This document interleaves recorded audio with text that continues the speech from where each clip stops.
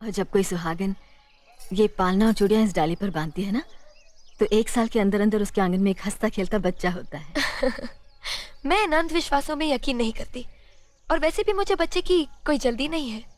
आपको इतने बरसों से कोई औलाद नहीं हुई है, चाहे तो आप ही बांध दीजिए। मालिक, ये हमारे स्कूल की नई मास्टरनी है। नमस्ते। नमस्ते। यहाँ पहुँचने में कोई तकलीफ तो नहीं हुई? जी नहीं। अकेली आई हो? जी, अभी तक मेरी शादी नहीं हुई है। रहने का इंतजाम होते ही मैं अपनी माँ को बुला लूंगी। ठीक है, हम तुम्हारे रहने का इंतजाम करवा देंगे। सफर से थकी हो, आराम करो। स्कूल के बारे में कल बात करेंगे। जी अच्छा। अर्जुन आया भैया। अरे ये क्या, खाना छोड़ के कहाँ जा रहे बड़े भैया बुला रहे हैं। बुला रहे हैं तो क्या हुआ, क्या तो खाना खा रहा हूँ। अगर खाना खाते वक्त भगवान भी बुलाए तो नहीं उठना अगर चाहिए। भगवान बुलाते तो शायद नहीं जाता, लेकिन बड़े भैया बुला रहे हैं। जी भैया। अर्जुन, ये हमारे स्कूल की नई मास्टरनी है। नमस्ते। नमस्ते। इन्हें ले जाओ और स्कूल के पास वाले मकान की साफ सफाई करवा के इनके रहने का इंतजाम करवा दो। जी भैया, चलिए। मीना, अर्जुन ने खाना खा लिया बेटे? बड़े भैया ने आवाज दी थी तो खाना छोड़ के चले गए। तो फिर तुमने कैसे खाना शुरू कर दिया? मुझे भूख लगी थी, इसलिए मैंने खाना शुरू कर दिया। पति के खाए बगैर? तो क्या हुआ, क्या ये जरूरी है कि पति के खाने के बाद ही पत्नी को खाना चाहिए? नहीं, जरूरी तो नहीं, लेकिन ये हमारे हिंदुस्तान की सभ्यता है कि पति के खाने के बाद ही पत्नी को खाना चाहिए। पति का सम्मान करना हर पत्नी का धर्म है।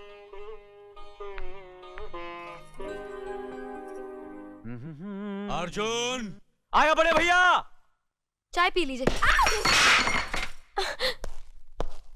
जी बड़े भैया। अर्जुन, तुम मास्टरनी से जाकर पूछ लो, उसे स्कूल के लिए किसी चीज की जरूरत तो नहीं। जी बड़े भैया। मुनीम जी। अर्जुन, ये क्या हो गया है तुम्हें? क्यों, क्या हुआ? जब भी बड़े भैया तुम्हें आवाज देते हैं तुम नौकरों की तरह दौड़ते हुए चले जाते हो, और जब मैं तुम्हें उनके सामने हाथ बांधे सर झुकाए देखती हूँ तो मुझे ऐसे लगता है जैसे मेरे दिल पे हजारों बिजलियां टूट रही हैं। मीना। अरे कोई अनपढ़ और गंवार लड़की भी ये बर्दाश्त नहीं करेगी कि उसका पति किसी की गुलामी करे, और फिर मैं तो एक पढ़ी लिखी अमीर बाप की बेटी हूँ। भला मैं कैसे बर्दाश्त कर सकती हूँ कि मेरा पति किसी की गुलामी करे? तुम हम भाइयों के प्यार को गुलामी कहती हो? देखो मीना, बड़े भैया इस घर की बुनियाद है। उनके सम्मान में सिर्फ मैं ही नहीं बल्कि पूरा भरतपुर हाथ बांधे खड़ा रहता है। और मेरी पत्नी होने के नाते ये तुम्हारा फर्ज ही नहीं बल्कि तुम्हारा धर्म है कि भैया और भाभी की इज्जत करो, उनका सम्मान करो, उनका हुक्म मानो, समझी?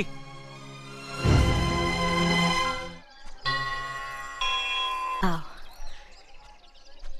बहू, ये पालना और चूड़ियां है ना, इसे डाल पर बांध दो। ये लो। क्यों? जब कोई कंवारी लड़की मन्नत मांगकर इस पेड़ की डाली पर धागा बांधती है तो उसकी शादी जल्दी हो जाती है। और जब कोई सुहागन ये पालना और चूड़ियां इस डाली पर बांधती है ना, तो 1 साल के अंदर अंदर उसके आंगन में एक हंसता खेलता बच्चा होता है। मैं इन अंधविश्वासों में यकीन नहीं करती, और वैसे भी मुझे बच्चे की कोई जल्दी नहीं है। आपको इतने बरसों से कोई औलाद नहीं हुई है, चाहे तो आप ही बांध दीजिए।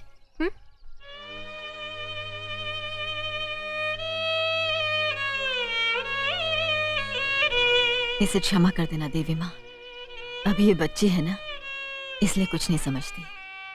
इसकी जगह हम आपसे प्रार्थना करते हैं कि जल्द से जल्द हमारी देवरानी की गोद में एक चांद सा बेटा दे देना। जय माता।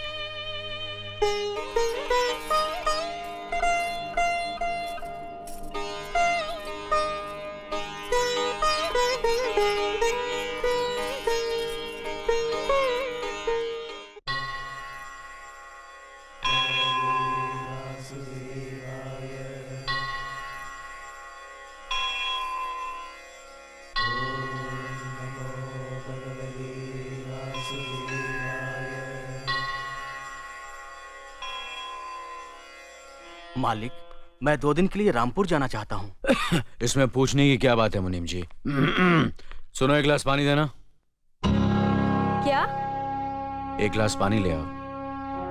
ना तो मैं आपकी नौकरानी हूँ और ना ही आपका छोटा भाई जो आपका हुक्म सुनते ही दौड़कर आपके लिए गिलास पानी ले आऊं। मेरे बाप के घर में मेरे एक इशारे पर 10 नौकर हाथ बांधे खड़े रहते थे। ये मत भूलिए कि मैं एक अमीर बाप की एक लौती बेटी हूँ। आप तो उम्र में बड़े हैं ना, किससे किस तरह की बात की जाती है, इतनी तमीज तो आपको आनी चाहिए। Mind it.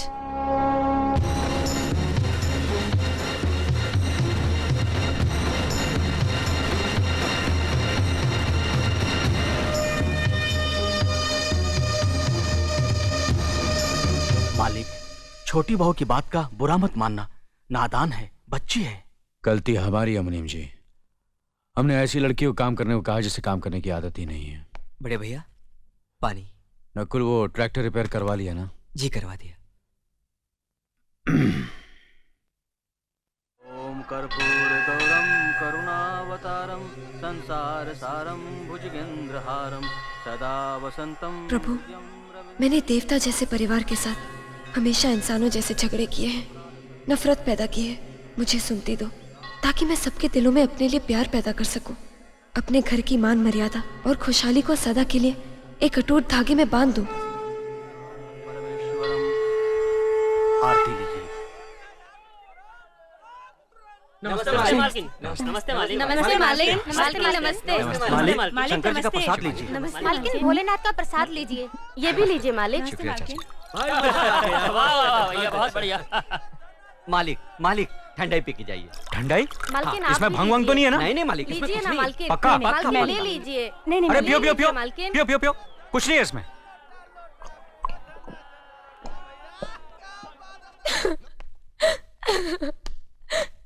मैंने भूल की जो मैं इन लोगों के बीच आ गई।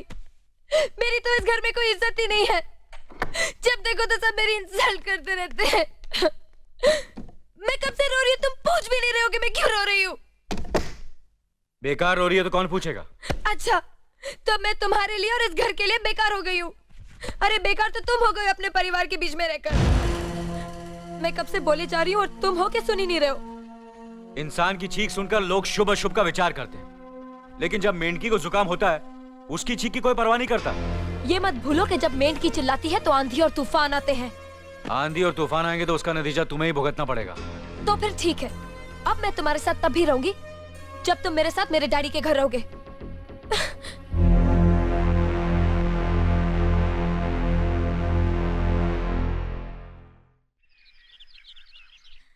हमारी मीना बहुत प्यारी बच्ची है, लेकिन उसमें अभी भी बचपना है। हमारे तौर तरीकों को नहीं जानती है ना, लेकिन आहिस्ता आहिस्ता हम उसे सब सिखा देंगे।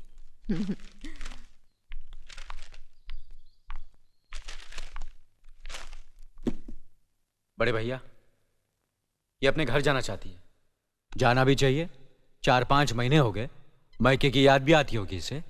और अर्जुन, तुम्हारे ससुर जी तुम्हें कई बार बुला चुके हैं, तुम भी कुछ दिनों के लिए हो आओ, तुम्हारा मन भी बहल जाएगा।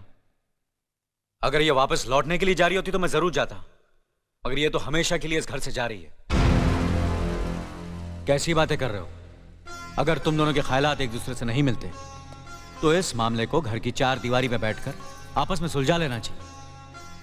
बहू शहर की पढ़ी लिखी लड़की है, उसे गांव की रीति रिवाज के बारे में क्या मालूम? यह तो तुम्हारा फर्ज बनता है अर्जुन कि तुम उसे हमारे तौर तरीके सिखाओ। सिखाने से कोई फायदा नहीं बड़े भैया, ये खुद को इस माहौल में डालना ही नहीं चाहती, इसलिए भेज रहा हूं। अच्छा, तो तुमने फैसला भी कर डाला? बड़े भैया, बात यह है कि मैंने मीना को, तुम बहुत समझदार भी हो गए हो ना, तो फिर तुम्हें इतना तो समझ लेना चाहिए, अगर बहू अपने आप को बदल नहीं पा रही है तो तुम बहू के मुताबिक बदल जाओ।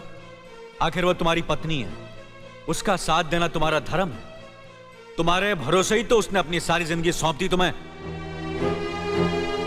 अर्जुन, मेरे दर्द पर तुम तड़प उठोगे, तुम्हें तकलीफ होगी तो मैं रो दूंगा, क्योंकि हम दोनों एक ही मां की संतान हैं। खून का रिश्ता है हमारा, मगर पत्नी का नाता उससे कहीं ज्यादा गहरा होता है, क्योंकि वो पराये घर से आकर अपनों से कहीं ज्यादा अपनी हो जाती है, परछाई बन जाती है हमारी। पति शरीर है तो पत्नी उसकी आत्मा है। पत्नी ही पति के जीवन को सही अर्थ देती है, उसे कामयाब बनाती है। पत्नी के बगैर पति बेजान और बेमाने हो जाते हैं। अगर आज तुम अपनी पत्नी को हमेशा के लिए उसके मायके छोड़ाओगे तो यह गांव, यह समाज क्या कहेगा हमारे बारे में? जरा सोचो अर्जुन, न्याय के सिंहासन पर बैठकर जो लोगों के अच्छे बुरे का फैसला करता है, अगर उसी के घर में नाइंसाफी होगी तो लोग हंसेंगे हम पर, किसी को मुंह दिखाने के काबिल नहीं रहेंगे हम। बड़े भैया, मुझसे भूल हो गई, मुझे माफ कर दीजिए। मुनीम जी, जी मालिक। जायदाद के दस्तावेज लाइए। जी अभी लाया। बहू, पति ही पत्नी की असली शक्ति होती है। हमारे पुरखों ने कुल धर्म पत्नी के बारे में कहा है, जो पति के काम में उसकी मददगार हो, उसे अच्छी सलाह दे, जो दासी की तरह उसकी सेवा करे, मां की तरह उसे खिलाए पिलाए, लक्ष्मी का रूप हो और धरती की तरह उसमें सहन शक्ति हो, वही आदर्श पत्नी होती है। औरत की सोच मर्द का मुकद्दर बनाती है। वो जब बनाने पर आती है तो कुटिया को महल कर देती है, और जब बिगाड़ने पर उतरती है तो महल को मिट्टी का ढेर बना देती है। मालिक, ये जायदाद के दस्तावेज हैं। हमारी जमीन जायदाद कहां कहां है और कितनी है, उसका हिसाब किताब ना बाबूजी को मालूम था, ना हम तीनों भाइयों को मालूम है। बहू, तुम पढ़ी लिखी हो, आज से इसका हिसाब किताब तुम देखोगी। लक्ष्मी जी। अपनी चाबियों का गुच्छा और ये कागजात बहू को दे दो।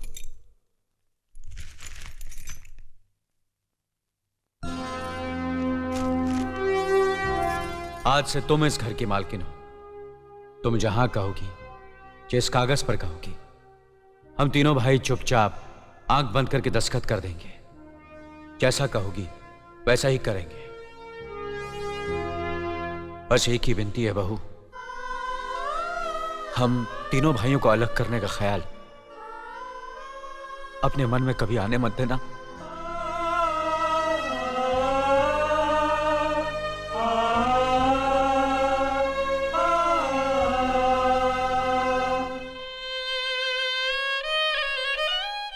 बहुत अच्छा किया तुमने बहू, बहुत अच्छा किया। इनकी आंखों में आंसू देखने की हमने सपने में भी उम्मीद नहीं की थी, लेकिन तुमने हमें दिखा दिया। बहुत अच्छा किया तुमने, बहुत अच्छा किया।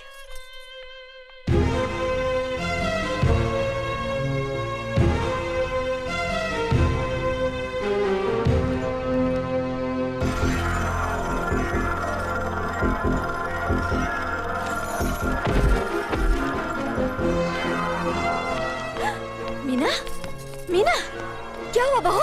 मीना, मुनि जी जल्दी से डॉक्टर को बुलाइए।